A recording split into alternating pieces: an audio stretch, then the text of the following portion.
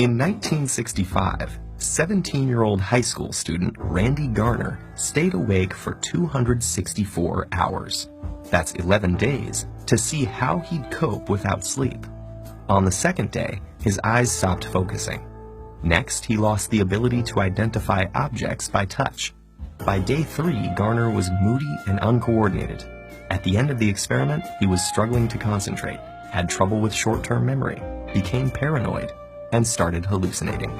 Although Garner recovered without long-term psychological or physical damage, for others, losing shut-eye can result in hormonal imbalance, illness, and in extreme cases, death. We're only beginning to understand why we sleep to begin with, but we do know it's essential. Adults need 7 to 8 hours of sleep a night, and adolescents need about 10. We grow sleepy due to signals from our body telling our brain we are tired, and signals from the environment telling us it's dark outside. The rise in sleep-inducing chemicals like adenosine and melatonin send us into a light doze that grows deeper, making our breathing and heart rate slow down, and our muscles relax. This non-REM sleep is when DNA is repaired, and our bodies replenish themselves for the day ahead. In the United States, it's estimated that 30% of adults and 66% of adolescents are regularly sleep-deprived. This isn't just a minor inconvenience. Staying awake can cause serious bodily harm.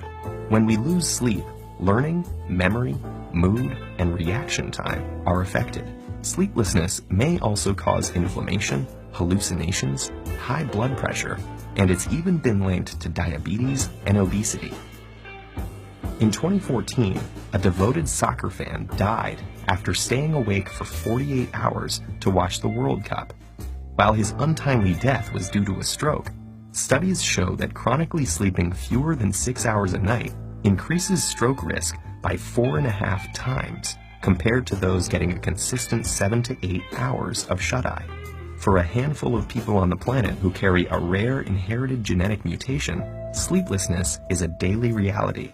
This condition, known as fatal familial insomnia, places the body in a nightmarish state of wakefulness, forbidding it from entering the sanctuary of sleep. Within months or years, this progressively worsening condition leads to dementia and death. How can sleep deprivation cause such immense suffering? Scientists think the answer lies with the accumulation of waste products in the brain.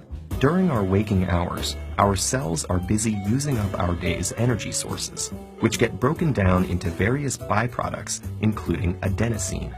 As adenosine builds up, it increases the urge to sleep, also known as sleep pressure.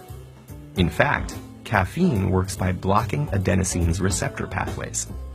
Other waste products also build up in the brain, and if they're not cleared away, they collectively overload the brain and are thought to lead to the many negative symptoms of sleep deprivation.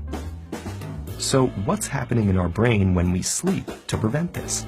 Scientists found something called the glymphatic system, a cleanup mechanism that removes this buildup and is much more active when we're asleep. It works by using cerebrospinal fluid to flush away toxic byproducts that accumulate between cells. Lymphatic vessels, which serve as pathways for immune cells, have recently been discovered in the brain, and they may also play a role in clearing out the brain's daily waste products. While scientists continue exploring the restorative mechanisms behind sleep, we can be sure that slipping into slumber is a necessity if we want to maintain our health and our sanity.